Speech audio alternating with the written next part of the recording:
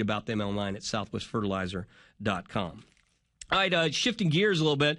I know we got a pretty full board of calls, and people like Jason, hang in there with me if you don't mind, because I kind of want to do this as I would call this a public service announcement. If I don't know how much it was in the news or not, but kind of a sad story but we're gonna try to spin it to the positive, and you'll see what I'm talking about in here in a minute. Our buddies at Saw House got broken into, I guess, Thursday night. And they basically, because of their idiocy, set the dang place on fire. All right? And it just tears at my heart. You know, people that we have great relationships with, and you don't want to see anything bad to happen to their business. So I asked Jose Cantu from Saw House to call in this morning. Well, first of all, good morning, Jose. Good morning, Randy. How are you? About 24 hours to absorb everything that's happened to you guys over there at Saw House. I guess the first question is fear not, you guys will be back up and operating again sometime soon. Yeah, definitely. I mean, you know, I got to give props to the Men in Blue, HPD, and the Houston Fire Department. They really did an awesome job. They were actually, the damage to the building was mostly maybe about a third of the building. It was all contained just strictly in the back portion, the tech area, because that's the first thing that's going to catch on fire. Yeah, well, because of all the fuels that are back there. Exactly, and that's where these idiots were trying to actually go through the back with the blowtorch. Yeah, well, let's start there. Tell everybody what the cops and you think happened. What were they trying to accomplish there? Well, you know, if some of our customers have ever been down here, and you've been down here, I mean, it's pretty much Fort Knox. I mean, it's pretty tough. We've done a pretty good job of making it very hard to get into this place. So I'm pretty sure they've tried before. They've never succeeded. So they figured, well, you know what? We're going to take a blowtorch, and they blowtorched they cut the burglar bars, the wrought iron fence. And then went at it at the back door. Well, they didn't succeed at the back door, so they turned around and said, you know what? There's a roll-up door. There's probably nothing behind there. Let's cut a big hole through that. Well, they didn't know that we rarely use that roll-up door, and there was nothing but repairs stacked up and setting in that section right there. Well, obviously one of the sparks must have hit one of the units, and everything just caught on fire.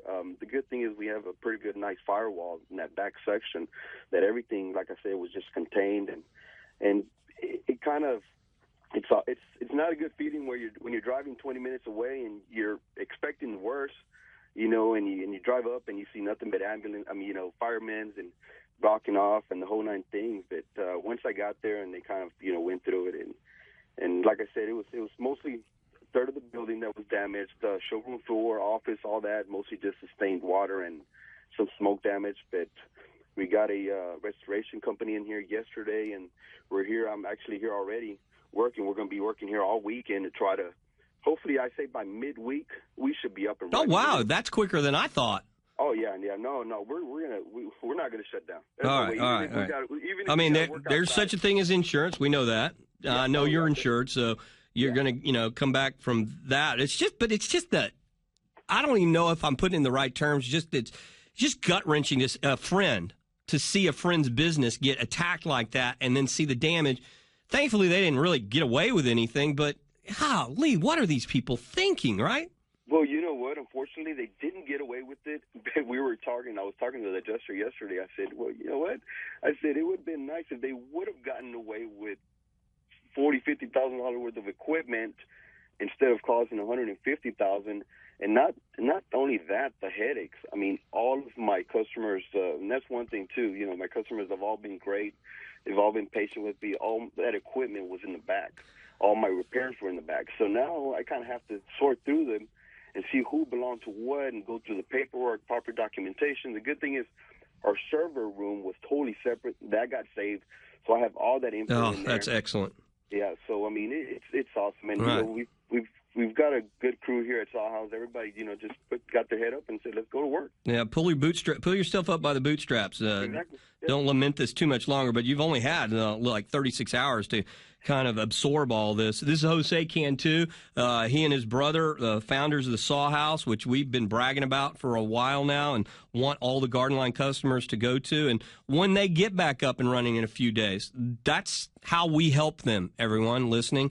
Go visit the Saw House. Get them some business. Just go give them a moral support. Pat them on the back and say, more power to you for getting back up and running. As we say, the technical way of saying this to the thief out there, right back at you there, buddy. You're not putting us out of business. No, definitely not at all. And I definitely want to take the time to thank the GardenLine and also the GardenLine customers. We've seen you guys come out and really support us, and it's awesome. And keep coming. So, I'm inviting everybody who's a GardenLine listener as a way to help show support so that the Cantu boys can get back up on their feet. I have no doubt they're going to do that, but all the moral support and all the financial support you can do just by giving them the business will help. Yeah, like I said, by midweek, hopefully, probably be down Monday. But I'm hoping. I would love to be up by Monday, but I don't think it's going to happen. Well, even if you're not up again until next Friday, that's just awesome. I thought you'd be gone out for 2 or 3 weeks.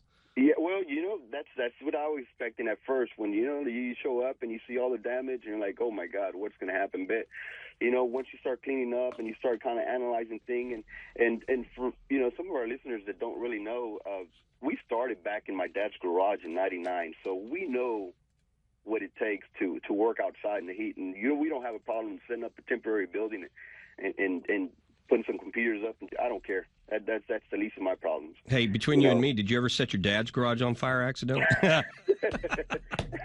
No comment. Hey, listen, that is the best news of all, Jose. This is Jose Cantu with the Saw House. If you can, send me an email, post it on the GardenLine Facebook fan page. We'll let everybody know when you're up and operating in full steam ahead, okay? Awesome. All right. Thanks, our hearts go out to you. God bless you, my friend. Same to you. Thanks. And thank you to the firemen and the policemen who helped get things started in the recovery process as well. Definitely those guys. Those guys were awesome. Yeah. Oh, by the way, how cool was it to see these restoration guys get in there and do their work so quickly?